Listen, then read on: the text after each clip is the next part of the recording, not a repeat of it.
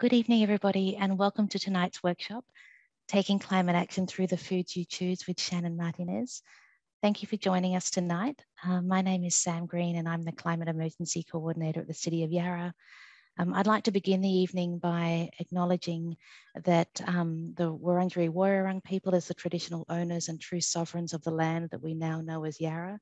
We'd also like to acknowledge the significant contributions made by other Aboriginal and Torres Strait Islander people to life in Yarra, and pay our collective respects to elders from all nations and to their elders past, present and future. So welcome to tonight's workshop. Like I said, it's called Taking Climate Action Through the Foods You Choose. And we're very lucky to have Shannon Martinez with us tonight. Before we get started, I'd like to run through a little bit of housekeeping.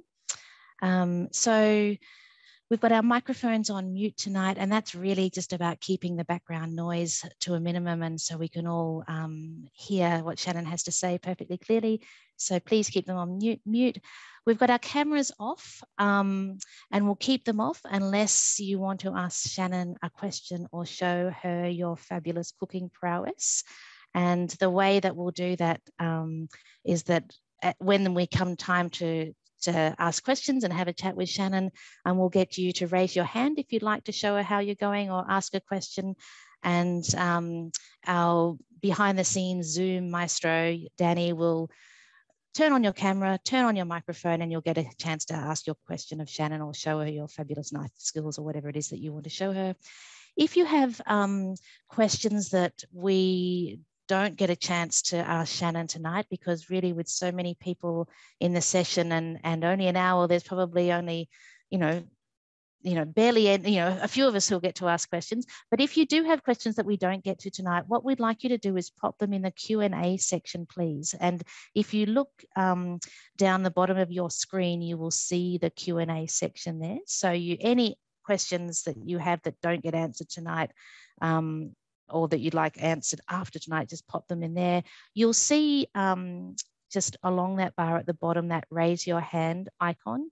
It says raise hand and it's got the hand up. So that's the button you need to press if you do want to ask Shannon a question tonight or show her how you're going, and we'll let you know when the time is right to do that. The other thing to mention to you is that tonight's session is being recorded. And in a couple of days or so, when we have the link, we'll send you the link, and we'll send you additional information about plant-based cooking and eating as well. So on to the night. Perhaps some of you are wondering, I guess, why the climate team might be hosting a plant-based cook-along with Shannon. And I guess the answer to that is really easy. Choosing a plant-based diet and ditching, well, at least reducing your meat and dairy intake, is one of the very best ways you can reduce your carbon emissions and tackle the climate crisis. And while all of us know that the scale of transformation and change needed goes well beyond all of us making individual lifestyle changes, and that what we really need are strong government policies and action on climate, there is still a need for each and every one of us to cut our carbon emissions. So Shannon will mention a few things about the benefits of plant-based eating to the planet as well. But very quickly, the problem with eating meat, particularly red meat and dairy, are twofold. So first, there's the methane, which is produced when cows and sheep digest food. And I think it's something like 13% of our greenhouse emissions come from agriculture, and about half of those are from methane. And then the other problem is deforestation or land clearing. A not so fun fact is Australia has been identified as a deforestation hotspot, with 73% of deforestation in Queensland and 94% of deforestation in the Great Barrier Reef catchment areas linked to beef production. And not only does deforestation contribute to greenhouse gas emissions, but it also contributes to land degradation, salinity, declining water quality, habitat destruction, and damage to coastal marine zones. So in a nutshell, the production and consumption of red meat and dairy is greenhouse heavy and detrimental to the environment. So reducing our red meat and dairy consumption can have a hugely positive impact on the planet. So that's why we're here tonight, to learn more about ditching red meat and dairy and getting on to eating more plants. So I'd like to introduce our very special guest and host for this evening. And I probably don't really need to introduce Shannon to too many of you, because I suspect that she might be the very reason that many of you have signed up to come along tonight. But for the very few of you who may not know Shannon, she's the owner and head chef at Smith & Daughters, Smith & Deli and Lona Misa, Melbourne and perhaps Australia's very best vegan restaurants. And might I say, Smith & Daughters is so good that it was recently awarded a hat, which means that it's the first hatted vegan restaurant in Australia, which is super terrific. And we're really rapt that that restaurant is right here in Yarra. So Shannon has been at the forefront of plant-based eating in Melbourne and is credited with making plant-based cooking and eating way more mainstream, even trendy, and some say even sexy. Shannon has appeared on MasterChef, on radio and in print, and has released several vegan cookbooks, including her most recent Vegan with Bite. I don't think it's an overstatement to say that Shannon really is the queen of plant-based dining. So with that, and because we don't have too much time and you're not here to hear me waffle along, I'm going to introduce you and hand you over to Shannon so she can take us through making the most delicious sausage roll you're ever going to eat. Over to you, Shannon. Made me blush. That was a very nice introduction. Oh, thanks. You deserve it. Oh, thank you. Well, I decided to go with sausage rolls because A, we don't have much time. B, who doesn't love a sausage roll? And this is kind of the perfect thing to be able to put together, you know, for kids' parties or something you want to like maybe meal prep and have in the freezer. That's really great as well. So here we go. All right, beautiful. All right, so we're just going to get straight into it, okay?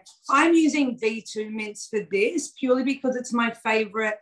It's made here in Victoria. It's pretty cheap and really easy to find. So we're using that as our base, as opposed to a sausage roll that may have a base of nuts and tofu and things like that.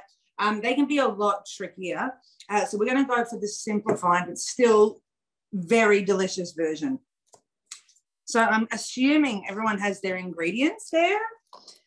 So let's just start prepping them. So we've got a zucchini, a carrot, brown onion, and an apple. You can use Granny Smith. I have pink ladies at the moment at home, but you know, whatever you have. Then we've got some rosemary, thyme, and sage. I just pulled this from the garden as well. But like with pretty much any of my recipes, you add whatever the hell you like in terms of flavorings. You know, you want to put some curry paste through this. You can do like a red curry sausage roll or something like that would be awesome. You can put some Middle Eastern spices through here. You can really play around. So use this recipe as your base and then flavor it however you like. Now I'm going to, this is why I do videos at home with one hand, because I'm terrible at using stands and things. So I'm just going to see if I can do this without the phone popping off. All right, success. Okay, with your grater, using the bigger holes, grate your zucchini. This is very odd doing a cooking class when I can't see anybody. Yeah. So hopefully there's some of you out there cooking along with me. I'd love to be cooking along with you, Shan, but you're a moderator. Happy to be, I know, and happy to be watching. Can I ask you about the apple? What's the go with adding kind of a sweet apple to a savory dish? I think the sausage rolls, the apple, it's just a classic combination. And exactly what you said, it adds a sweetness to it, which I really like. Otherwise, you know, it can be very, very all savory. So the apple brings a really nice sweetness to it. Okay, there's our zucchini. Now, you don't have to go too mad about the squeezing out. Just grab it all in your hand. You know, if you haven't got big enough hands to do it all in one go, just do it in 2 batches and squeeze that out. You can see there's heat. You can drink this afterwards. You know, you can have this as a little veggie shot. Squeezing out that liquid. Then I'm putting it into another bowl. And I'm going to do that with all my veg, because what we don't want is too much liquid going into that sausage roll mix.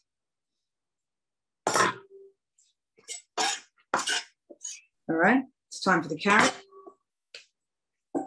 You know, you can use the zucchini juice too as a little like pep up for your plants, as well as like a pep up for you. You can, what do you call it? Dilute it with some water and use it as a little tonic for your plants. Really? Yeah.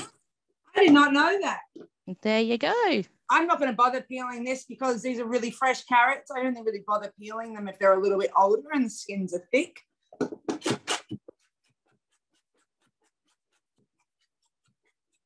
You've got a food processor as well with a grating attachment. That will make the job, you know, it will make it a 10-second job. So, but more mess. So that's why we're using a grater.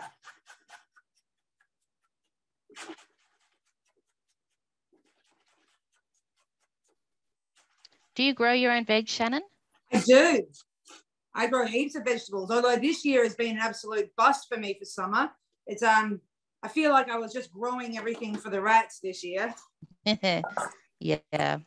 I think I put about 30 tomato plants in, and I didn't get one big tomato. They ate them all. They ate through the netting and everything. So. Oh my gosh. Yeah. Wow, that's keen. Yeah. So I've kind of just, I've gotten over it, and I've just sort of let it do its thing now. Yeah, that's fair enough. Yeah. Plus with the opening of the restaurant and the new deli, obviously. I was short on time, and then, you know, and on top of that, the rats were eating all of my produce. So I've decided that I'm just going to go again for autumn. Yeah, no, fair enough. The reason I was asking, because, you know, when we think about climate change and reducing our emissions, then another great way too is to grow as much of your own food as possible. And I know it's not possible for all of us to grow all of our fruit, veggies and herbs, but the more you can grow at home and not have to buy from supermarkets, the better. You know, it's absolutely. You know, we'd be talking food meters then, not food miles. Yeah, oh, well, that's it. That's exactly right. You know, we changed a lot of the products we were using in the businesses because they were coming from so far away, you know, and if you're looking at an environmental stance on eating plant-based, having a product travel around the world twice to get to you, it just didn't make sense really. So now I live in a place with a decent amount of property. I'm able to finally, for the first time ever at, 40 years old, to properly grow some produce, which I absolutely love. But people who follow me would have seen this thing I have in the yard called an air garden. And that's what I would have in an apartment. And so that's a vertical garden. And you just have to put like 80 litres of water in the tank in the bottom, and it runs automatically on itself, and it recirculates the water. And the amount of produce that thing grows is absolutely wild. So whether you've got a garden or an apartment, like there's ways around it. So it's water saving really, as well as food miles saving. Totally, yeah. So Shan, can I no, you go. I've grated all the veggies. Veggies are grated. Now, if anyone out there who's cooking along wants to grate your onion, you can. I just find that it makes me cry more and is a bit messier. So I'm going to go ahead and dice it really finely. But you do you out there, whatever makes you more comfortable. But if you are dicing it, try and get it nice and fine. Little tip for cutting onions.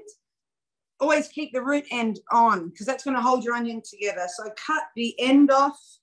That's the top of the onion. Cut that end off and pull away your skin. So Shannon, you know, there seems to be more and more people really interested in plant-based cooking and eating. I'm guessing you've probably noticed the same. Oh yeah.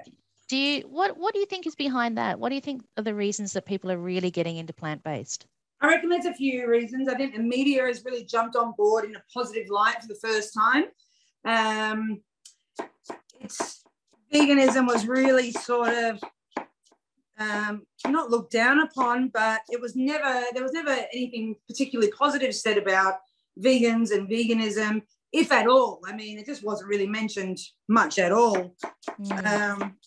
But now, with the help also of, and unfortunately, the influencer world is a world that we live in. When you have celebrities promoting veganism, people like Billie Eilish and things like that, it really sends a really positive message to such a massive audience, which we didn't used to have. So this social media has really helped. I think the food that's now available has made a big difference also. So I'm just going to turn my pan on in the background so everyone can get their pans heating up. Put it on a medium heat so we can get straight into it. So I think the quality of plant-based food now in the last 5 years, absolutely skyrocketed. And when I think about the progression of food in general, nothing has really moved as fast as plant-based food, you know, like regular cooking and regular ingredients, they kind of stay the same. You know, a chicken's a chicken and a steak's a steak. The plant-based food is developed from people eating, you know, lentils to meat being grown in a lab now in such a short amount of time. So I think all these things combined, you know, and having places like Smith & Daughters and Smith & Deli where people can bring family members that maybe aren't too keen on the idea, and they can kind of see, oh, wait, this is kind of just like the restaurants that I go to any other night. This isn't actually that weird after all, and making it a really normal experience for people, because that's exactly what it is. It should be a normal experience, because at the end of the day, it's just delicious food no matter what, you know? Yeah, it's not all lettuce. No, that's it. Oh, I do love lettuce. Oh, me too. Okay, onions are done. That is going into the bowl now with our apple, zucchini, carrot. And if you're using garlic, then mince that up, and then herbs. Now I'm using the rosemary, thyme, and sage from the recipe that I think you've all been sent, but use whatever you have at home. These are really traditional sausage roll flavors. So this is the classic, a good one to start off with, you know, so you can get the hang of this and then go ahead and make it how you like. Make your own designer personal sausage roll. You know what your families love and all that sort of thing. So whatever they do love, chuck it in. All right. Sorry, I'm just going to keep, there we go. So we hear from lots of folk in our community. Well, we know that there's lots of folk who are trying out plant-based eating as a way of tackling the climate crisis. Do people ever talk to you about that as well and say that that's kind of their reason for getting into plant-based, or have you noticed that yourself, that people are talking about climate change and plant-based eating?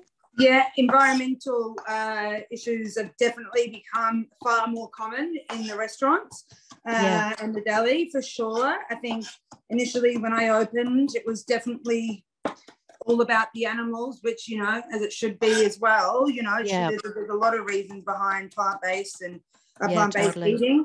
But I have noticed that, especially more with people who aren't vegan and they're just they're looking at reducing their intake. They're the ones that seem to have those conversations with me the most, I think. Yeah, well, that's just it, isn't it? People don't need to give up meat and dairy completely. It's just kind of moving along a spectrum, isn't it? And trying to really reduce the intake rather than, you know, any reduction full throttle. Good. Yeah, totally. All donations welcome. That's it. All right. Here's my big bowl of gorgeous prepped veggies. Are we all up to this point now? I'm hoping that's informative. Now I'm going to go back to some classic one-handed chef business. I feel much more comfortable like this. So our pans are hot at this point. I'm using olive oil, but you can use whatever oil you like. I'm going to flip it. Can I flip this? Yes, I can. Sorry. All right. Now, anyone that watches my videos knows that oil and I are best friends. It's the Spanish in me. I cannot help it. So I'm going to go ahead and say add a really hefty tablespoon, maybe even 2 of olive oil. And you want that sizzle. If you don't get your pan hot enough, those veggies are just going to sweat and become soggy. And what we're trying to do here is reduce that. We want to keep these quite dry. It smells so good already. Looks good too. Healthy. Especially if you've got those kids that don't like eating vegetables. And I know that I have a lot of friends who have little kids who are fussy little buggers. So this is a very, very good way to get a heap of veg in.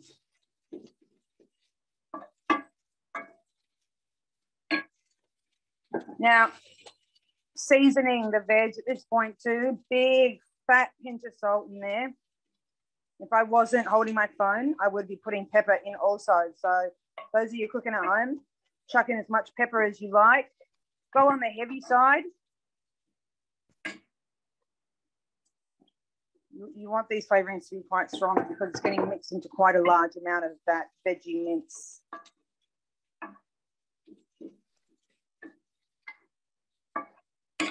All right, now we can get the heat medium-high.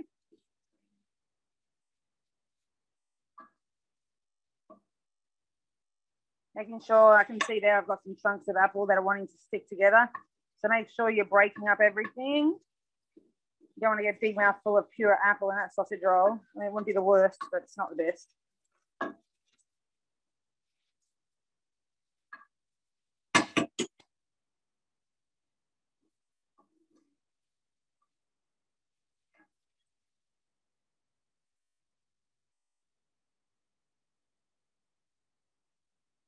Anyone got any questions while we're waiting for this bad boy to cook up?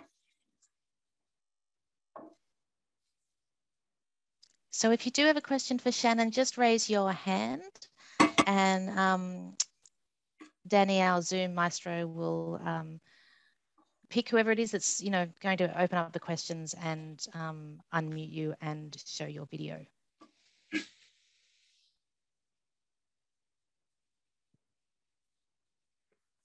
Just going to see if I can. Aha! Bingo.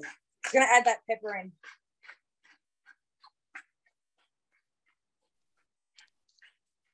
So it looks like, Danny, we've got a question from Susan.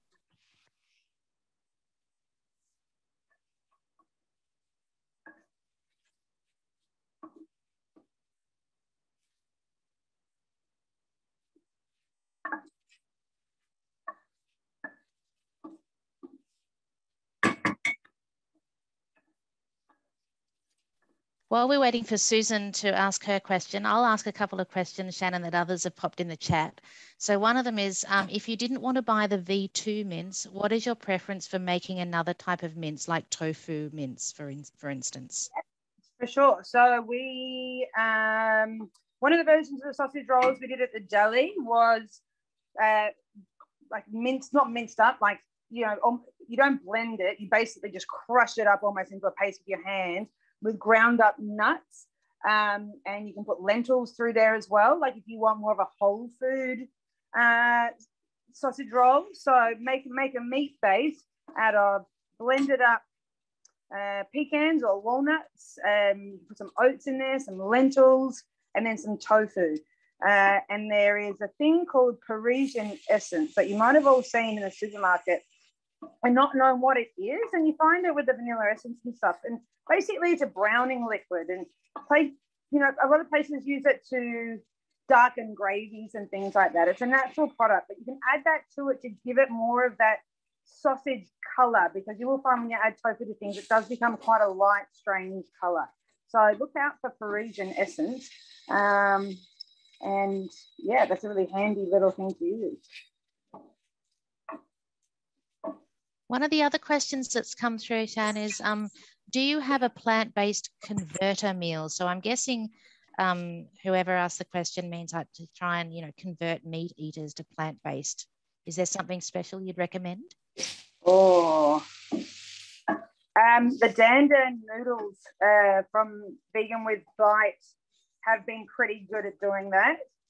And shepherd's pie from the Deli book is also a really good one to get people. They always seem to do the trick, that's for sure. And maybe all those meat pie fillings in that Deli book too. We've had a lot of people eat those pies at the Deli and not know that they're vegan. So a classic 4 and 20 style pie is a pretty good way to go for the person who's pretty anti plant-based food.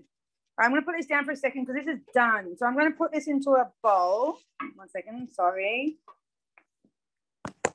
Okay. So the bowl I put all my veg in, I'm just going to go into that now. Sorry if you can't see. There you go. Now I'm going to throw this in the freezer because the time is not outside tonight. So A good way to cool things down too is spread out the mixture into the sides of the bowl like this. So the surface area is larger for it to cool down. Now you got that there. I'm going straight into the freezer with that.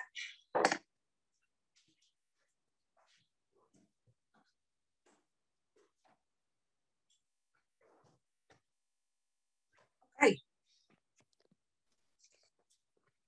Alrighty ho. So, Shan, maybe, you know, we talked about giving people a little sneak peek through your pantry to have a look at what's in, you know, what kind of things might people keep in their pantry to be, you know, just to make plant-based cooking easy at home. Yeah. Can you give us a little sneak peek and give us some top tips about, you know, what to keep in the pantry? 100%. All right. Beauty. Now, remember, I've been very busy, so things aren't quite as tidy as they usually are. All right, now this is one of them. I like condiments rule everything around me, basically. Is often like I will have this pantry and just be like, nothing to eat, which is bullshit, but you know, it's just because it all requires cooking. But I have my pantry worked out into sections, sort of like in styles of cooking, I guess. So I have all my Asian ingredients here, more European down there.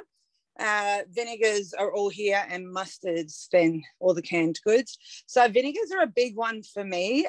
Salads can be really boring if you let them be, but they can also be amazing. Now, this is my all-time favorite vinegar in the entire world, and it's a French vinegar, and it's a seaweed and shallot vinegar, and it is absolutely stunning. And if you put this vinegar into a little jar with some Dijon mustard, a little bit of garlic if you like, or a little bit of shallot and some olive oil, and you just shake it like crazy, it's the most stunning vinaigrette to put on any salad. And then you can keep whatever's left in the fridge, make a big batch and leave it all week. So I love this vinegar, and I finally was able to get it in, so we actually have it at the deli. So if anyone really wants this, this is the stuff. But also, these are, I mean, if I went on about vinegar, I'd be here all day. This is a really cool thing too here. This is a fermented carrot drink, and I'm pretty sure it's Turkish. And this is amazing when you're cooking down vegetables. So, yeah, instead of just, I guess, boiling a veg or steaming a veg, think about cooking the veg in something that it's going to absorb as opposed to just water. So you can add these sort of things, or liquid concentrates, or whatever flavors that you like, and it's actually going to take, the veg is going to take on all that flavor and just make it so much more interesting. Chinese cooking wines are a huge part of my pantry as well, and I know most of us probably have this one, and there is absolutely nothing wrong with this. And when you're doing big batch cooking or you're making master stocks and things, this is kind of great because it's cheap. But like any wine, there's cheap and cheerful, and there's the good stuff. So these sorts of things, if you're going to be adding them into sauces and stuff like that, they're a lot milder, a lot softer. And can I ask you, Shan, where you go shopping for all those things? Most of these things, I mean, I'm a bit of a shopaholic. I will confess, when it comes to food, I can't stop myself. So, but I do frequent Minfat all the time in Abbotsford, which I'm sure a lot of people are very familiar with. But also, if you're anywhere near the city, Elizabeth Street just has such a great selection of Asian grocers. So definitely just go for a walk and a snack and do some shopping. They usually open really late night too, which I absolutely love because I can go after work. So that makes it pretty a fun way for me to finish the day. This too.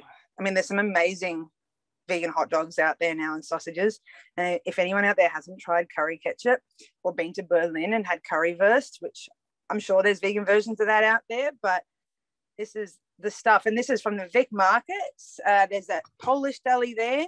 Stay away if you don't do well with being in a place that has meat in it though, because they sell a lot of cold cuts and things, but you can buy this there. So send someone else if you like. And then my favorite tomato brands, there is a difference. I'm telling you, like, obviously buy whatever you can afford, but if you can afford it, these are the best. They just hands down.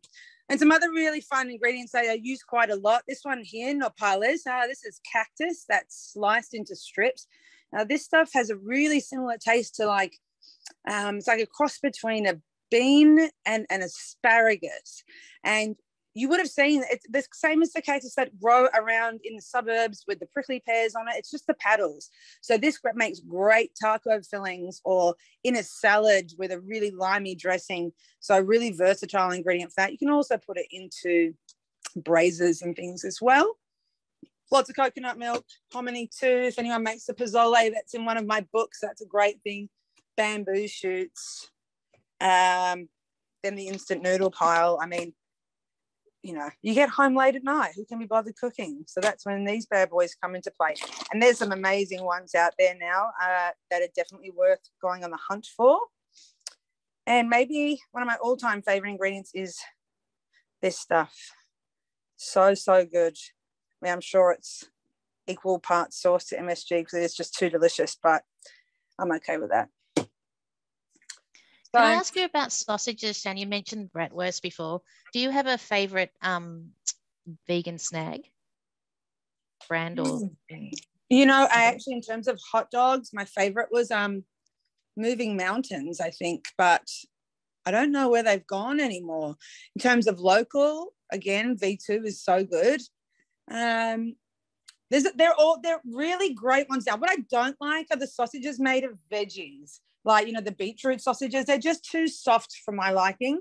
I just can't get around the texture. I know a lot of people absolutely love them, but for me, I'm not a fan. Oh, wait, here's one of the things that I love. We use this a whole lot at the deli. And this is the little trick ingredient for you all. This is vegan suet. Now, suet typically is definitely not a vegan product. I don't really want to tell you what it is. But it's used very traditionally in like English puddings and things like that. What we use it for is a way to get fat into things like mock meats. So it's, sorry. So if any of you out there make seitan at home and things like that, even in these sausage rolls, you know, I was having a little play with them the other day, and I reckon could even use a bit of that in there to make them extra juicy. You are upping the fat intake in the dish, but if you don't care about that and you're purely going for flavor and texture, I reckon a sprinkling of that in what we're doing tonight would actually give them a really juicy texture. So I think that would be a really good tip. So if you can find it, look in the international section of the supermarkets. Generally, that's where I've found it. Nice one. Thank you. Have we got time for a quick question? There's a fellow in the audience called Samuel who, I'm not sure if Samuel has a question or wants to show you where he's at with his cooking, but I'll get Danny to pop Samuel's camera and microphone on and let him ask away. Go for it. Hi. Hey. It's actually me that has the question, but this is Sam. I'm Anna. I just wanted to know, Shannon, if you have like a go-to meal at the moment that's like when you're feeling lazy, but you still want to have something that's kind of healthy. Yeah. Like what would you I do. Hot pot is what I make, and I know it sounds like it's not lazy, but it 100% is. I'm just having a look. See, I did. Okay, here we go. So I'm just trying to find the paste for you so I can show you. Okay.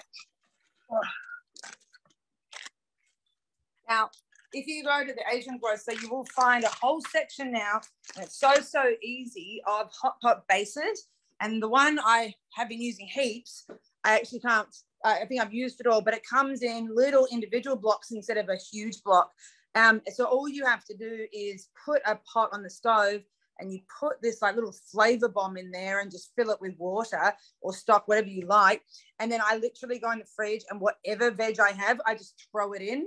Tofu, if you've got it, throw it in. If you've got like some mock meats lying around that you like, chuck it in. What I've also done is like make little Ziploc bags full of mixed bits and pieces, and I throw them in the freezer. So when I can't be bothered, I can just dump the whole thing in there. And then that's a really tasty thing. I can usually get that together in like 10 minutes. Oh my God, that's awesome. So, but if you buy the paste, definitely keep an eye out because some of them use lard and some of them use veg oil base. So just check the back. But you'll see they look like little soap blocks, but it'll have dried chilies and bay leaves and Szechuan peppercorns and all sorts of things in it. And they keep forever in the cupboard. Amazing. Thank you so much. You're welcome. Do we have more time for questions, Shannon, or do you need to get back to seeing? Let's do one. Let's do one? All right. All right. So there's a question here about heroing veggies more in meals. So rather than focusing on mock meat or carbs as the main star, do you have a recipe that you'd recommend to let the veggies shine? I mean, there's nothing wrong with letting carbs shine, that's for sure. I am pro carbs, but the new restaurant, the new Daughters probably has the least amount of mock meat we've ever had. And so I have moved a little bit away from that as well. And I do usually get a kickback when I do that. But I've found that there are an amazing amount of mushroom growers out there at the moment. And mushrooms, in my mind, are such an amazing replacement for meat if you're looking for something that's a star of a dish. So heading towards mushrooms, treating them the same as, anything else. So you can marinate these oyster mushrooms for, 2 days in the fridge. The ones we do at the restaurant, we actually put them in a vacuum bag, which, you can get these for home too, really quite cheaply. We suck all the air out and we put a marinade in there and we let it sit in the fridge for a couple of days, and that breaks down the fibers. And then you can just grill that on the barbecue in a frying pan. So things like that are a really great way to get rid of the mock meats and things and let veggies be the hero. Nice one. Thanks, Shan. We'll go back to the recipe. Or is there time for one more? Yes, one more. All right. So this one is about plant-based milk and wondering it's a question from Serena, and she's wondering if you buy or make plant-based milk, and she'd love to hear your thoughts, tips, recommendations, whatever on plant-based milk. Yeah. So that's my favorite. It's the only milk I drink now. And if we run out of this at the deli, it means I just don't drink coffee for the day. So I used to be a huge dairy drinker. I was one of those gross children that would drink it out of the carton too.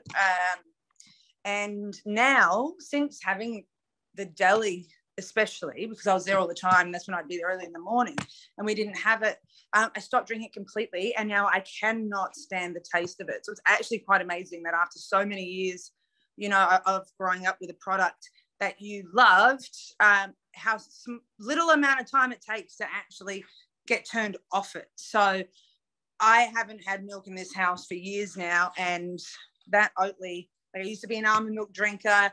Now I hate almond milk. So if you're a dairy drinker, I would say the Oatly barista one is the way to go. And when people come to the deli and they're dairy people, that's the one I give them, because I think it's pretty hard to tell, whereas soy has quite a strong taste and so does almond. So I am team Oatly all the way. Yeah, I'm totally with you on the oat milk. I love it too. Alrighty ho. So do we need to get back to the sausage rolls or? Yeah. Yep. I reckon we can start mixing in. Now, I made a mistake when I was writing this recipe out the first time. So I need to make sure that none of you are going to do it. Now, if the veg is hot, it actually does this weird thing to the mince where it sort of cooks it and then it will be all crumbly. So you really want to make sure that the veg, it can be like room temp, but it cannot be hot.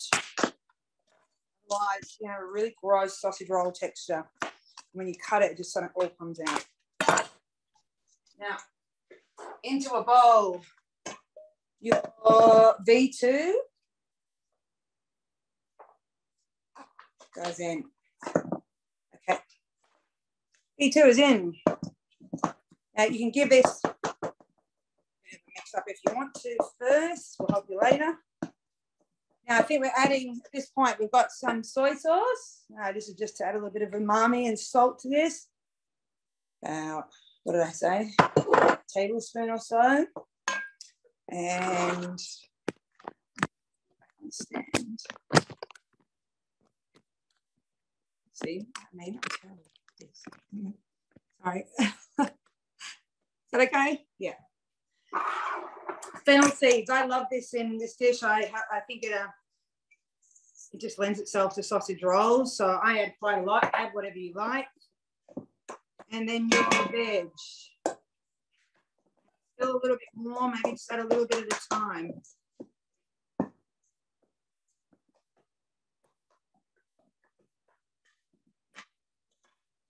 Yeah. I'm at home, you're at home. I'm gonna use my hands. Now, mixing that through. Now, if you can start to see your meat getting crumbly, it means your veg is too hot. You want, can you see this texture? That's what you're after.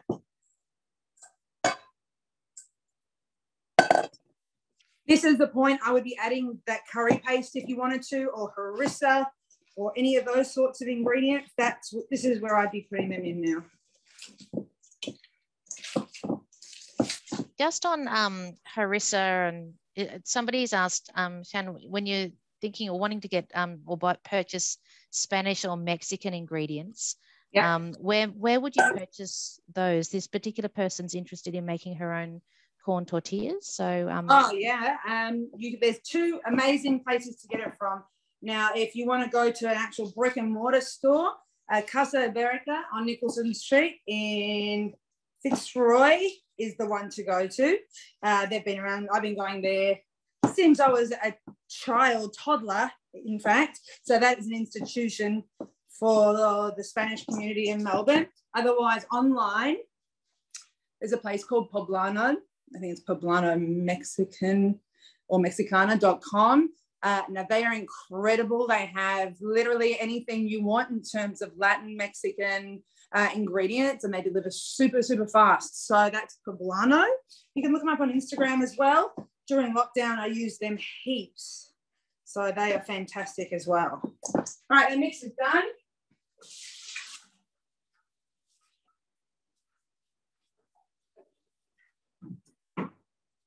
Now it's time to clear our bench. Let's give ourselves a little wipe down. It's time to roll. Our ovens should be on about 170, 180 at this point. So if you haven't got your oven on already, time to turn it on.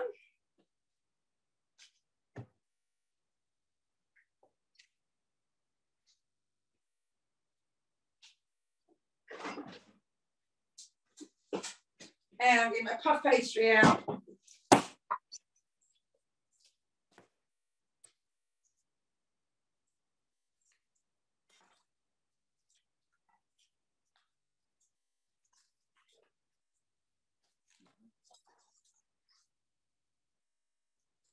Now you can make, at this point, whatever size sausage roll you want.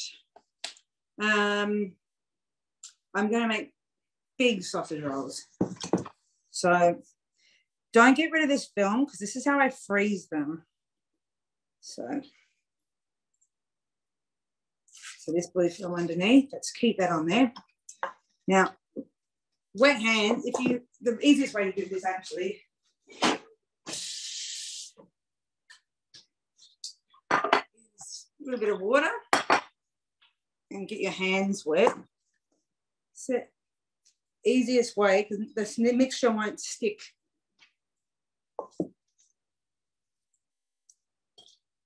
So now there's a lot of puff pastries out there that are vegan now. So just check at the supermarket because some aren't, some are. So just double check the ingredients on the packet when you go and make sure you're grabbing a vegan one. Most of them use vegan margarines in them nowadays. It's cheaper for them as well. So happy days. Now that's kind of the shape we're looking for. You can see there. Is it hard to DIY puff pastry? Puff pastry is notoriously tricky in time. Oh, it's not that it's tricky. It's just really time consuming. So it's going to be faster for you to try and find bought puff pastry, to be honest. But hey, if you want a Sunday project, then go forth. Things like that naturally vegan butter block and what you're going to want to look for if you're making it. Okay. Yeah, it can be fan forced. I've got mine on fan forced, so that's all good. Now we're folding over. Now, sorry, I'm just trying to make sure you can see this.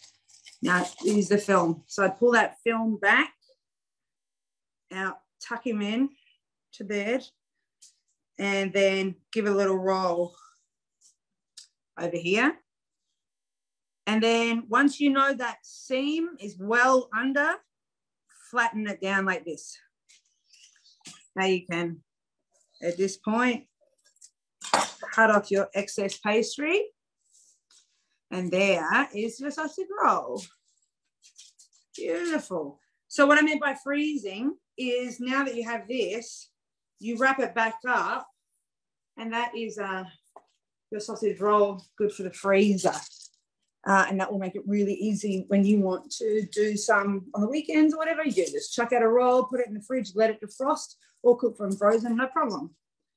So that's just maybe make one just for the sake of the Zoom cooking class. Now I've got a tray here with baking paper.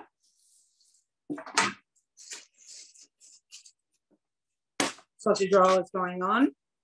If you want to make little party sausage rolls, I definitely recommend refrigerating them. Also, you can refrigerate these now, but I've left my pastry in the fridge so it's cold. So I'm good to go straight into the oven. But if your pastry is warm, that's why I would refrigerate it for about half an hour just to chill it up again. But yes, if you want to make party pies in the fridge, let them firm up a little bit and then cut them into whatever size you want. Freeze them flat in the freezer. And then once they're frozen, you can throw them all into a container so they don't take up the whole freezer space. At this point, you can brush on oil. You can brush on some melted nutmegs. You can brush on some vegan milk if you like. I'm just going to go oil because to save some time.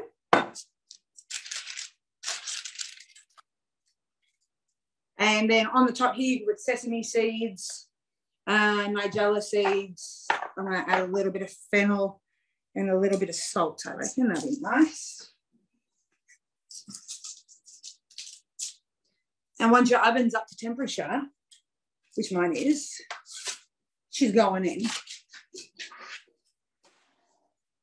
This thing's ready when it looks ready, like literally. So the minute it's golden brown and looks like you need to shove it in your face, you're good to go. That's pretty much it. So as you can see, super easy recipe.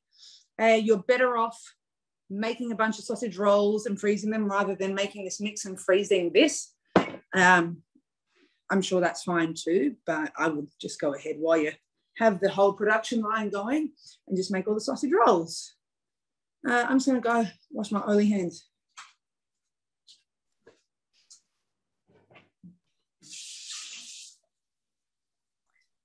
That was super, Shannon. Thank you so much. We have just over 5 minutes left in the session. So I'm wondering if anybody has any questions about the sausage rolls or about plant-based eating or cooking at all. If you do, you can pop your hand up and you can ask your question yourself, or you can pop your question in the Q&A section or the chat and we can jump to that. But there is one question here ready to roll, and that's about getting started with plant-based cooking. If someone's really new to plant-based cooking, are there any kind of top tips to get started? Maybe any recipes or, I guess, starter tips for newbies? Yeah, I would say the easiest way to succeed at introducing more plant-based meals into your diet would be to not really change anything too much besides the obvious non-plant-based ingredients. But if you have things that you love to cook and maybe you're worried that means, your mum's famous bolognese sauce is no longer going to be a part of your diet, there's no need for that to be a thing. So there's little swaps that eventually, like the longer you do it, you'll figure out, what can be used for what. So whether you're using something like V2 as the meat replacement, or just using bolognese, or blitzing up some mushrooms and using that as your meat replacement, things like that, I think the best way to success is to try and convert the things that you use, that you already cook. There won't be such a shock to your system, and maybe not feel too overwhelming, like you're changing your entire life's worth of recipes all overnight. So that can be a little bit daunting. So work with the things that you love and find little replacements. You know, the cheeses that are out there now are incredible, you know, to make things like spanakopittas and things like that. Amazing fetas out there, and using tofu as a feta replacement. In the Deli, there's a really good recipe for a feta just using tofu, and it is so good in a spanakopita. So, you know, those sorts of things are definitely worth a try. I'm just looking at this pastry strip here. You know what would be good also, so you can have a little dessert snack tonight too, is cut this in half and then slather on some Nuttelex and some sugar and cinnamon, and then twist them together and throw them in the oven as well. And then you'll have a really good snack with a cup of tea later on. So I was just staring at that. I'm like, this, can't waste that. Yum. Yeah. One more question. Somebody's asking here for recommendations for what to use if a family member doesn't like mushrooms. This person has never been really sure what to substitute for mushrooms, and wondering if you've got any tips for that. But how are the mushrooms being used? Oh, good question. I don't have that info. Yeah. I find, you know what though? I have quite a few people around me that say they don't like mushrooms, and I think it's just the way they're cooked, because sometimes I give it to them and I don't tell them it's mushrooms and they love it.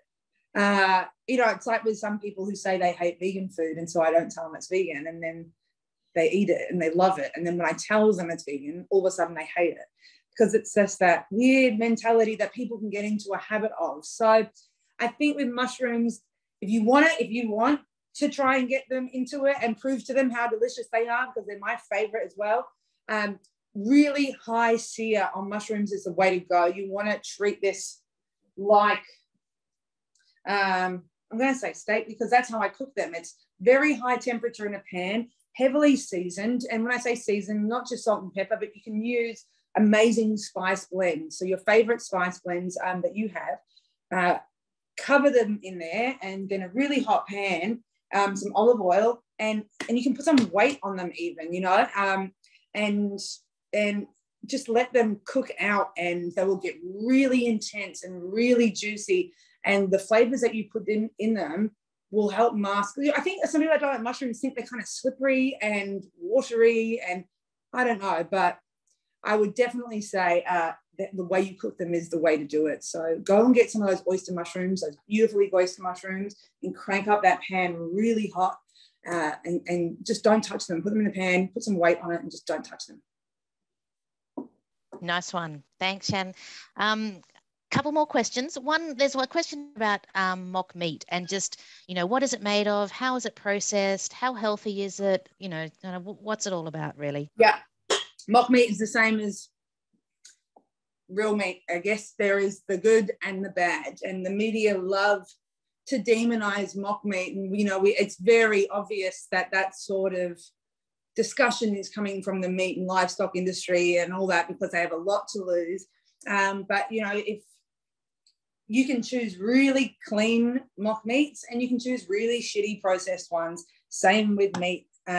So keep an eye out for things. You know, there's things like what's called vegan mutton.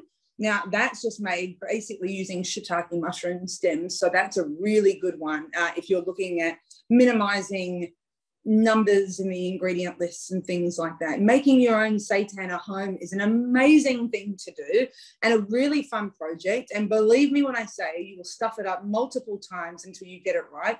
I did.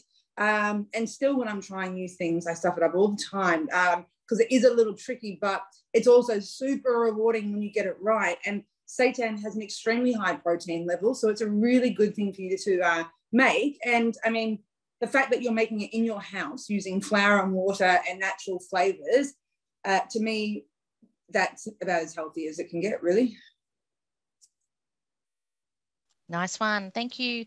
Have we got time for another couple of questions, Shannon? We're right Yeah, the sausage roll's cooking, so as long as you're happy. All right. Yeah, I'm good. There is one here about from a woman called Sue. She lives further out of Melbourne, I'm guessing, and there's not a lot of restaurants or Uber Eats offering plant-based dishes, or if they do, it's pretty underwhelming. What could she do as an individual to change this? I guess she's talking about kind of advocating for more plant-based options in her local area.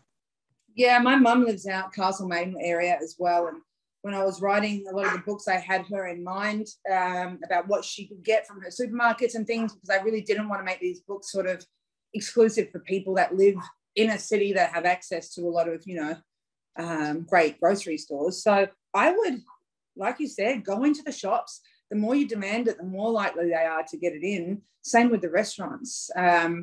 Maybe make a connection with the kitchen staff, and like, I know that sounds kind of intimidating, but we love it. We love having a chat with customers and things, and really chefs kind of love a challenge. And I can tell you honestly, if you put them on the spot in the middle of a service, they're not going to react so well to requests. But say you are doing your shop in town and you see the chef outside, or you go in, and they're prepping, and have a chat to them, give them a heads up, and maybe they are super keen to get into it but didn't think anyone was interested.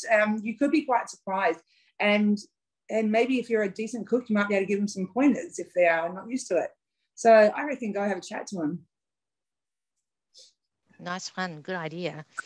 Next question here is from a woman called Kalia, and she's wondering, other than your own restaurants, of course, do you have a favourite vegan restaurant in Melbourne? I don't generally eat at vegan restaurants, but I eat at plenty of restaurants that have amazing vegan food. And probably one of the ones I go to the most often is Tina's Noodle Kitchen in Preston. I love it so much, and they do a great vegan noodle soup, and it comes out bubbling on a board, and it is all the things. I know this is like the second time I talked about hot pot, but really it is just one of my go-to meals. Just for Laughs is great too. I also haven't been out.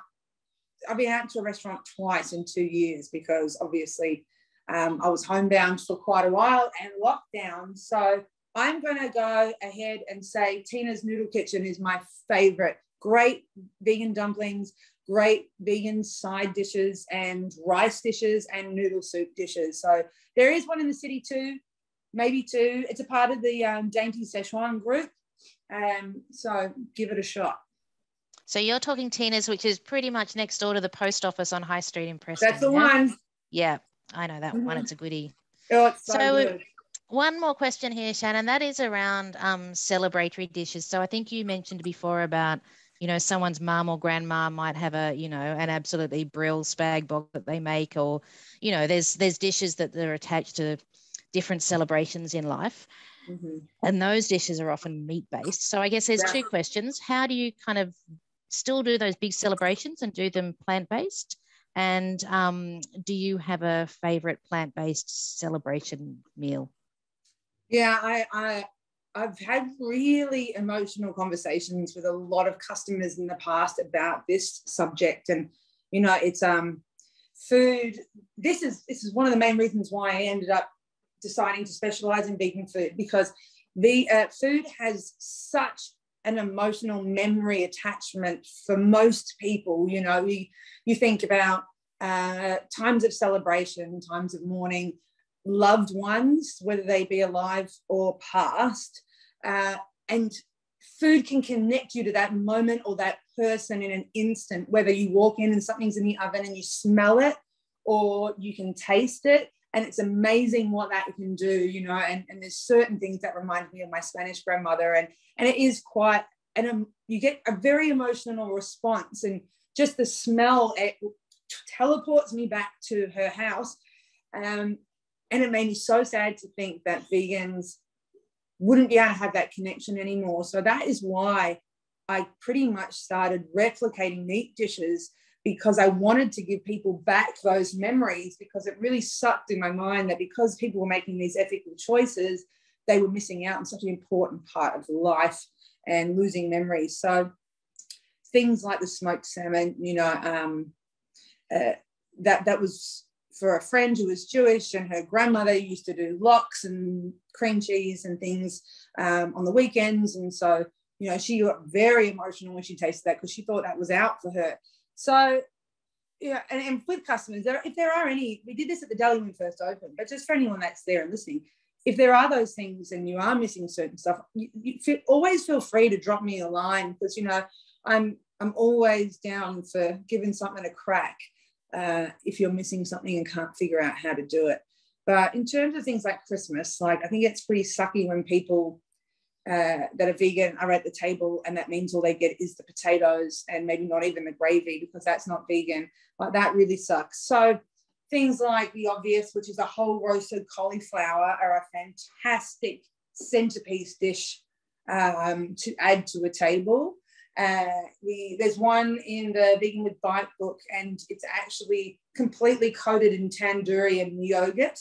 It's like a tandoori paste and yogurt, and it turns into this amazing crust, and then you pour over this vegan butter that's had curry leaves and mustard seeds in it, and that is stunning. Then you can carve that thing, you know, and use that as a centerpiece. So that's really awesome. Same with broccoli. You know, we did a beautiful broccoli dish. We got it on at Misa, using nori sheets, the ones that you make sushi from. And if you toast them just over that, over the fire of the stove, you can blitz them up with some vegan butter, and you baste your broccoli in that and roast it really hot in the oven. That is sensational as well. So look out for the brassica family. You know, that's your Brussels sprouts, your cauliflowers, broccolis, things like that. They are powerhouses when it comes to centerpieces. And again, with mushrooms, really, really perfect. And then seitan as well, making roasts and braises and things like that. Beef bourguignon, using that mutton meat I was talking about. That's the mushroom stems. These are all great ways for you to get some pretty impressive centerpiece dishes. Oh my gosh, my mouth is watering. I haven't had dinner yet. Me either. And I'm sitting almost like salivating onto my keyboard listening to that deliciousness. I wish the sausage roll was ready. Yeah, how's it going? It's not quite ready, so I'm sitting down now. It's got like 15 minutes left. So, you know, we can stay and hang out and talk if you like, or whatever you want. Well, I'm pretty good to stay and hang out and talk. Yeah. Are there people with us still? Yeah, we've got plenty of people with us. I think there's only one or two people that have dropped off. But or maybe we should all just crack a drink, you know, and like go and get a glass of water or a tea or a glass of wine, and we can just hang out for 15 minutes. Well, we can do that. We can hang out that for 15 minutes and then wait and see what your sausage roll looks like. Yeah. And if there's anyone that's got any questions for Shannon in the meantime, please do pop them in the Q&A section. Don't be shy, or in the chat, or put your hand up, whatever takes your fancy, you know. Got a question here from Kalia. She's asking, what's your favourite cocktail? A sidecar is my favourite. So it's an old classic. It's cognac based. Second favourite, margarita. Oh yeah. Why are you making me one? Kaylee, are you making Shannon a cocktail? There's a question here about buying seasonal veg. So I mean, there's probably lots of answers to this question, but this person is asking, where do you buy delicious seasonal veg from? Farmers markets is going to be the best place for you to do that if you want to keep on super seasonal produce. And also it comes direct from the farmers. Generally, they've picked it either the day before or the morning of the markets. So that's the place to start. So I go to the one here in Alphington quite often, or the Collingwood Children's Farm Market if I'm not working.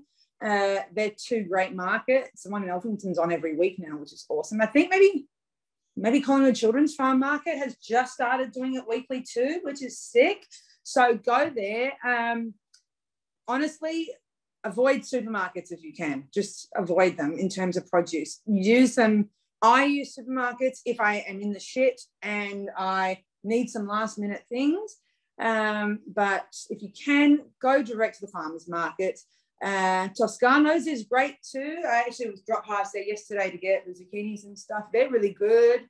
in Kew Junction, and they have a lot of really local produce there as well, and they name everything really well, so you know the markets, the farmers that have grown the produce, so that's a great place too. Or Northside, who was our veg supplier at the restaurant. Some of you might have gotten their produce boxes over lockdown. They do great stuff too, and I'm not sure, I think maybe you still can do personal orders through them, and they go through all the small producers as well. Nice one. Thanks, Shan. The questions are rolling in now. So back on the cocktails, Kayla's telling you that she's got one ready for you. So I guess you just need to somehow pop over and grab it. Yeah, come on over for a cocktail. So the next question is from Tammy, and Tammy's from Brisbane. So she is planning to go to your restaurant, go to Smith & Daughters, and she's wondering what your favourite dish is at your restaurant. I'm going to say the mushroom with the peppercorn sauce, but by the time you get down, it probably won't be on the menu. That is amazing. The galacta burrico also, which is like a set custard in pastry, and we deep fry it and serve it with like a berry sorbet. That thing is chef's kiss delicious. But I'm really impressed with our new menu, and I hope anyone out there that's already been was also impressed. I think it's really good and really, really full of flavour. So you're not going to be disappointed, believe me, they're all amazing. The dish that I had at Smith & Daughters, which I haven't stopped thinking about for forever, is the dessert. I think it was a cardamom and chocolate mousse, or oh yeah, do you know what I'm talking about? I'm not describing it very well. That was a little while ago, yeah. Yeah, it was so delicious though. Oh yeah, chocolate and cardamom are the best friends. Yeah. So can you feature that in the next cookbook, please? Sure thing. Cool. I mean, between you and I and hundreds of other people, I might have just started another one. So. Oh, yay. Yeah. Nice one. But we haven't got enough to do as it is. True.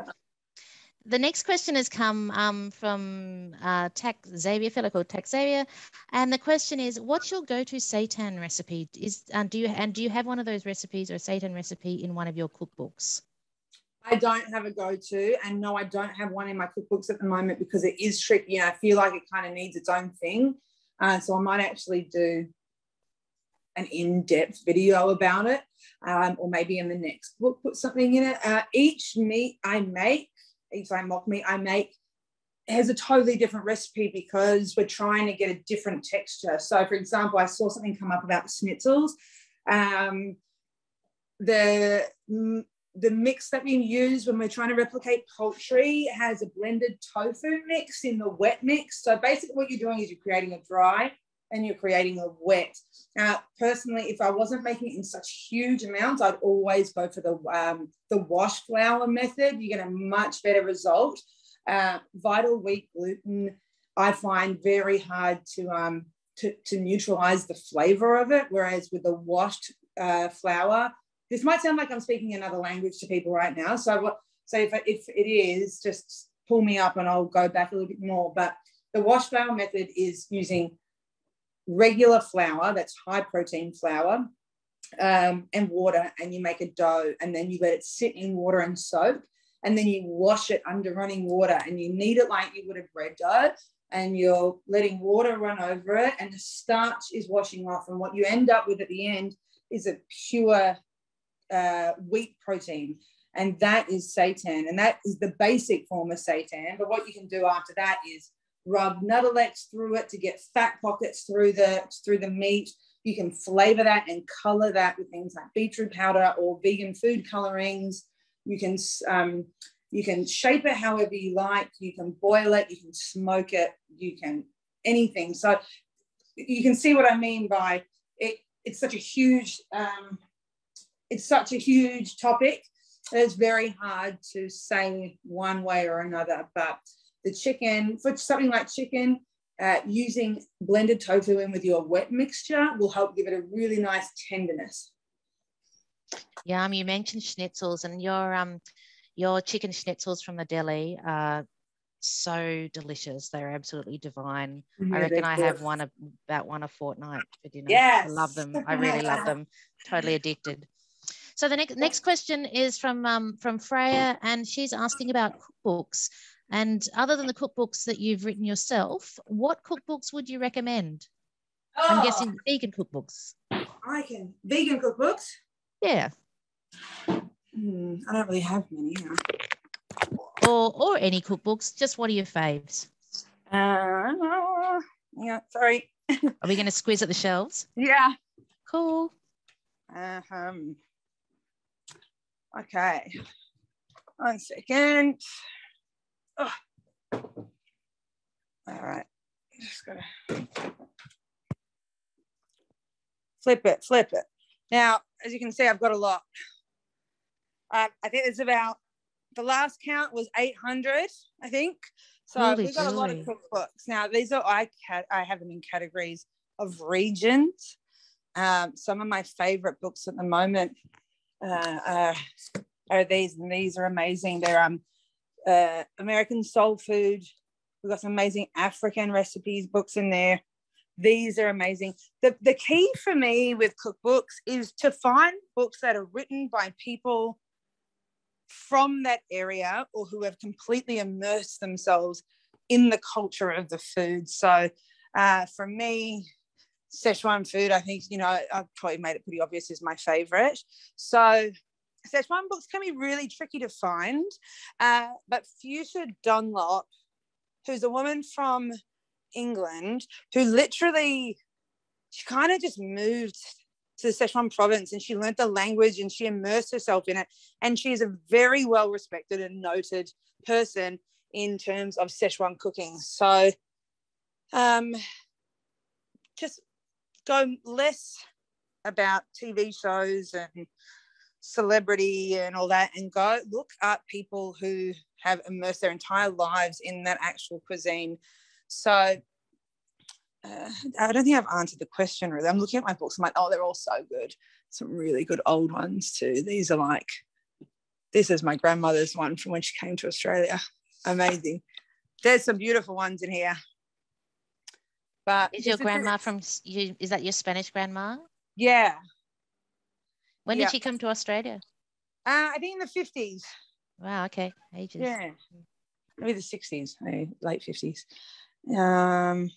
Oh, I love this book actually. This is beautiful. So I've got a lot of Nordic, I've got a lot of German, a lot of Eastern European. I love Eastern European food. This is a great one. That's one I use quite a lot. Fab. Go to the shop called Books for Cooks. How are my slides? Books for Cooks is the one at Queen Vic Markets, yeah? Yeah. They're absolute legends. I've known them for ages. They will be able to help you out so much. They always give me a call when these, because I've got a bit of a thing for old cookbooks. So they know what I usually am looking for. So they just give me a call and tell me something's in. So they're great places to go for books. So definitely check out that shop for sure.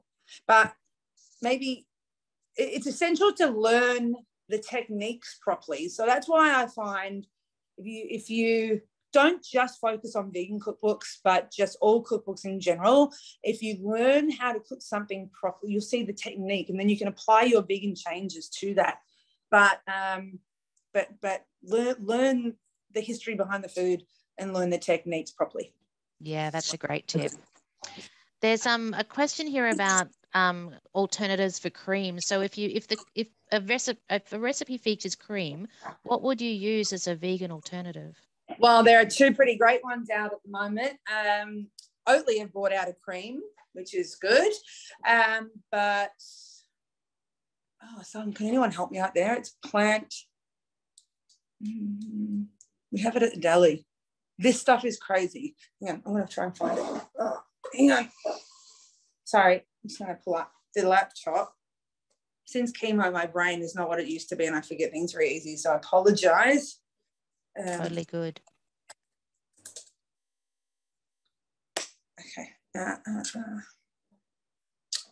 Does anyone know what I'm talking about out there? I don't see any hands going up. It's so, so good. I'm using it all the time now. And you can put it into sauces and it reduces and it doesn't split. It's not sweet. Flora, that's the one. Someone else just said Flora, just as you said it. Yeah. That's the one. That's the one. You know, it's just like, I can't be the only one who's sick of the flavor of coconut, like honestly, and it does not have a place in everything. You know, we made do with it when we had to, but the Flora plant cream, now look that up online. Unfortunately, at the moment, it only comes in like litre Tetra packs.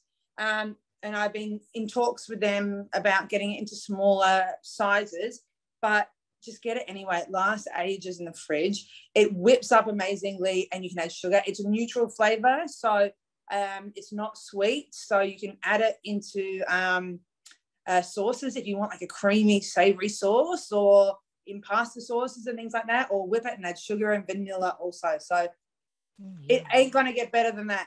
And they're making it from lentils now, which is really cool, and I don't understand how they've done it. That is crazy, isn't it? Yeah. Wow. We've got a question here from Jessie, who says that they have an offset smoker, and they're wondering what kind of vegan things they can cook to get that kind of, you know, really delicious smoke flavor into. Seitan smokes really well. We smoke it at the deli. So for things like our roast beef and our brisket, we make the seitan, like the meat out of the seitan, and then we smoke it in an offset smoker as well. Because it's an offset smoker, that means you can probably cold smoke as well, I'm going to say. So, you know, smoking all your garlic bulbs and things like that in there is a really great way to get flavor into food. What else? Smoked pumpkin's great, actually, especially if you, I guess, like a smoked and roasted whole pumpkin and then maybe put a mole over it, use that as a centerpiece for a dish would be amazing. You're lucky to have one. They're very fun to play with. Your own vegan cheeses, smoke those in there too. So good. Oh, yum. My sausage roll is nearly ready. Oh, beauty. Very last question is about organic produce and how important.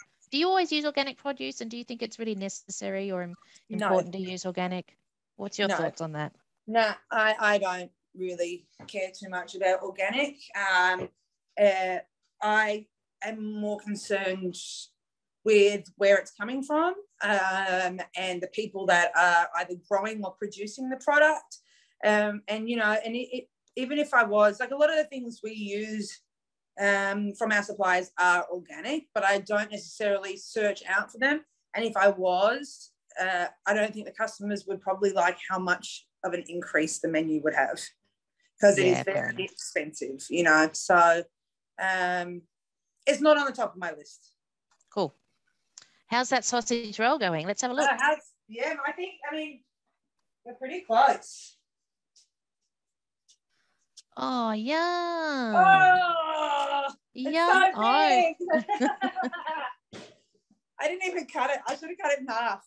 Oh, that looks good. It's massive. Is everyone else's ready? Does anyone want to show us their sausage roll? Anyone else pulling theirs out of the oven and want to show Shannon your sausage roll? I don't see any hands popping up. Everyone's shy. Come on, show us your roll, folks. Can't be the only one. Jesse's got their hand up. Yeah, show me. Danny, can you get Jesse up on screen and let's check out his roll?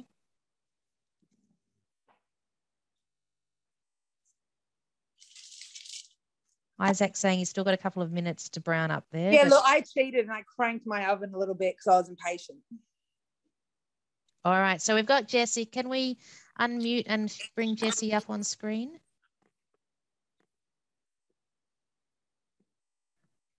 Here we go. Unmute and click the camera on.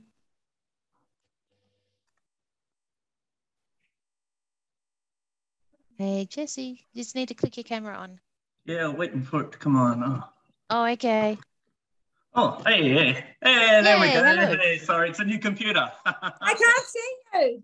Hey, how you going? Good, I can't see you. Oh, sorry, I think I'm up on screen, but I'm not sure. You're on my screen. Yeah, beauty. Here's me snaggers, me sausos. I'm pumped. Your sausos are awesome. Give them another 5 minutes, I reckon. Yeah, okay. Yeah. Yeah. Might be all right. I'll chuck them back in. Dirty. Thank you. Nice job though, Jessie. Top job. Yes. I love this. This is so fun. Does anyone else want to show Shannon their sausage rolls? I think lots of people are saying they've got 5 or 10 minutes to go. So we might not. It's because I cheated. Shall we wait and do a group sausage roll shot? What do you want Does everyone want to wait and have a group sausage roll shot? I want to see. All right. So, okay. So we'll wait 5-10 minutes and see how everyone's going. Yes. So if you've got any questions in the meantime, pop them in the Q&A or the chat or raise your hand. We've got one question here about the sausage roll leftover mix. So other than using it for sausage rolls, what else could they use it for? I think this person has run out of puff pastry. So the answer might be go and buy more puff pastry, but what do you think? Yeah, I would buy more puff pastry.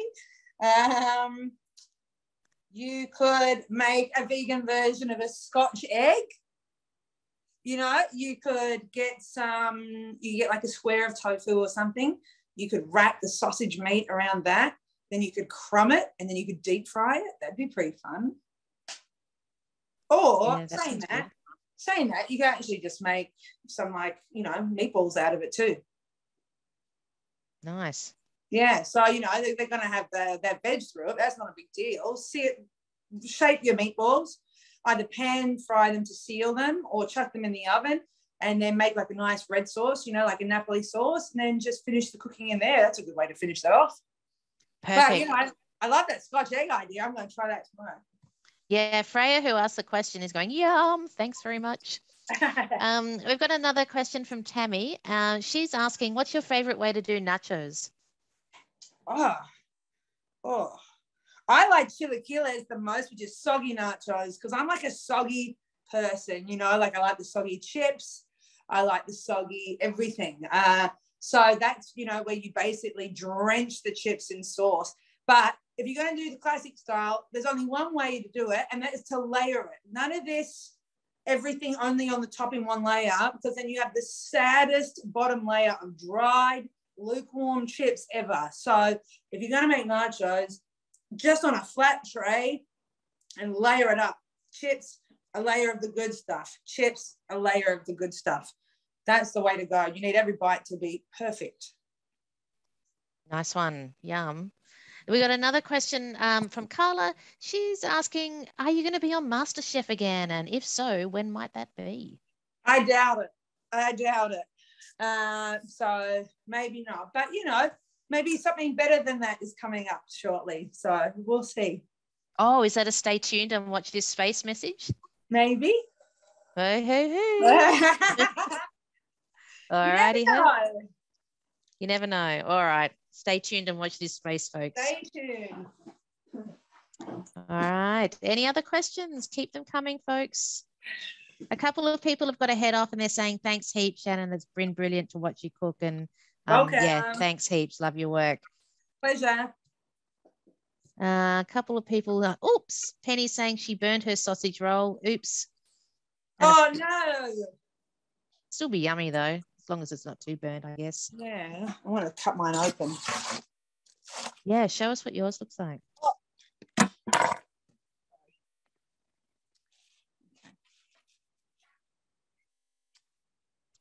Oh, yum. Yum, look at that.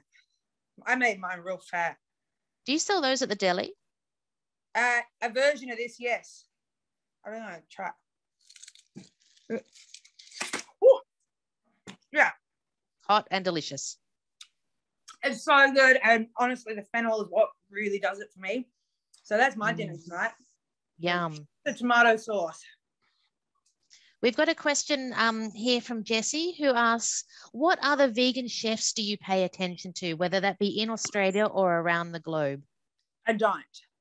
Okay. I like to stick to my own thing and not be too influenced by others, because then I find it easier to come up with truly individual things. Yeah, that makes sense.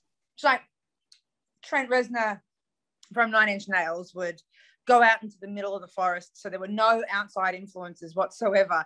So, you know, he could be truly originally creative without anything subconsciously or otherwise coming in. So I don't really, I'm more influenced by traditional cooking and people's grandmas. Fair enough. There's a question here about sauce, and what is the best sauce to put on sausages? Well, I think besides that curry ketchup that I showed you in my pantry, let me show you this new thing I found. Now, those tin tomatoes I was talking about, they make tomato sauce now. Oh, wow. It's amazing. So I think I don't like being fancy with this. I don't want relish on it. I just want tomato sauce. Although I guess this is kind of fancy, so I guess I've just done one on myself for that. But just classic. Yum. I didn't know they made tomato sauce too. I think it's new. Yum. Yeah, I think I got it from Mediterranean Wholesaler maybe. Oh, yeah, on Sydney Road, yeah? Yeah. In Brunswick. Mm-hmm. There's a question here about chilling the puff pastry, and what's the reason behind chilling the puff pastry in the fridge once the rolls are rolled? Is it about getting good pastry texture, or is there some other reason for chilling? Good pastry texture, because if your mixture is slightly hot, like if we haven't chilled those vegetables enough, it's going to melt the butter that's in the layers of the pastry, which will stop the pastry from rising and flaking. So you'll end up with a really dense and sort of chewy pastry. So that is why you want to chill it first. So my mixture, by the time I added it in, by the time I added it in, I'm going to hold it, wasn't hot, so I didn't need to. But if it was, I would have put it in the fridge. So that's it. It will stop the lift in the pastry. Okay, that's a good tip. Mm-hmm. I missed that too when you were talking before. So yeah, thanks for repeating that. We've got a question here about Smith and Daughters and Lona Misa, and is it the same menu at each, or are there kind of different themes going on at the two different restaurants? Yeah, totally different restaurants. So Lona Misa is more Latin, so we have a lot of Mexican and Colombian dishes there, whereas Smith and Daughters is definitely Mediterranean, so Greek, Spanish, we have some Turkish, even Middle Eastern a little bit too, so completely different restaurant. So you can definitely go to both and have a completely different experience. Yeah, you make that really delicious Turkish mince, I think, with hummus at Smith and Daughters. Yeah, that's really good. Mm-hmm. Is it easy to make the Turkish mince and hummus? Uh-huh. Yeah. Sorry, interrupting your dinner now. That's what I was good. Yeah. I'm excited for you all to try this. Yeah, nice. So who's almost ready to get their sausage rolls out of the oven? Let's have a squiz. Just pop your hand up if you think you're almost ready to get your sausage roll out of the oven. You've got to be ready by now. Yeah. Let's have a squeeze.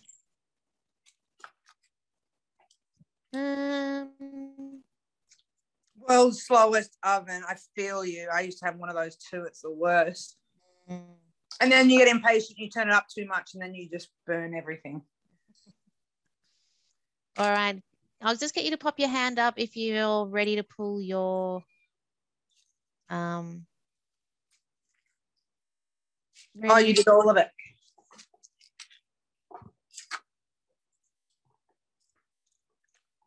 It's okay. Maybe you can all post it. Yeah, I reckon. Tag us. I reckon that's a good idea, Shan. Get people to so if you pull it out and take a photo, can you tag Shannon and what's your Instagram handle, Shan? Just Shannon_Martinez. Okay, and can you also tag at City of Yarra, because we'd all really love to see your sausage rolls as well. That would be super. Yeah. Nice one. Ketchup and all. Yeah, the whole shebang. So I reckon, yeah, that's a terrific idea. Let's compare sausage roll photos on Instagram. I think that's terrific. And I reckon our communications team who look after our Instagram are going to love seeing a bazillion photos of sausage rolls come through. And then everyone else will want to make them. Maybe we can pop the recipe up somewhere. Yeah, that's great. I reckon we might pop it on our website. Awesome. Cool. And we can pop it up with the video of tonight as well. Yes, fab. Nice one. So I reckon then we might finish off. So I guess I just want to say an enormous thank you to you, Shannon, for yeah, I guess letting us into your home and your kitchen to start with, sharing your incredible knowledge and expertise. And the thing that I always find so wonderful kind of doing webinars and videos with you is that for me, you're incredibly inspiring, interesting and hilarious all at the same time. I just, it makes me smile so much working with you. So thank you so much. Thank you so much for tonight. I think my pleasure. Everyone would have learned heaps from you. So thank you. And maybe I want to say it again sometime. Yeah, for sure. And I want to say a big thank you to all the participants for coming along. And I really hope that all of you really ramp up your plant-based cooking game. And this is your first step, or maybe it's your second, third, fourth, fifth step, I don't know, in taking climate action. And if you do want to know more about taking climate action in the city of Yarra, then we've got plenty of information on our website to help you do that. It's just the general Yarra City website address and then /climate action. And on there, actually, if you click the tile that says taking climate action through the food you choose, you'll find plenty of or you'll find the other videos that we've done with Shannon, and there's I think there's 3 or 4 of them up there, including a terrific corn congee recipe, which I have since made at home since the video, and I can vouch that it is super delicious. Oh, yeah. But yeah, there's other Shannon videos up there, and there's also a video of the last webinar we did with Shannon. And my last thank you is to our Yarra Libraries team who partner with us, the climate team, to deliver pretty much all of our community programs and events. And we wouldn't be able to do what we do without partnering with our Fab-O Yarra Libraries team. So thank you. And hello to the dog. Nice one. Cyrus wanted to say hello. Nice to meet you, Cyrus. Enjoy your sausage roll. Alrighty, folks. Thank you so much. Have a lovely night. Enjoy the rest of your week. Keep cooking and eating plant-based. Thanks, Shan. See you. Bye, everyone. Good night. Yeah.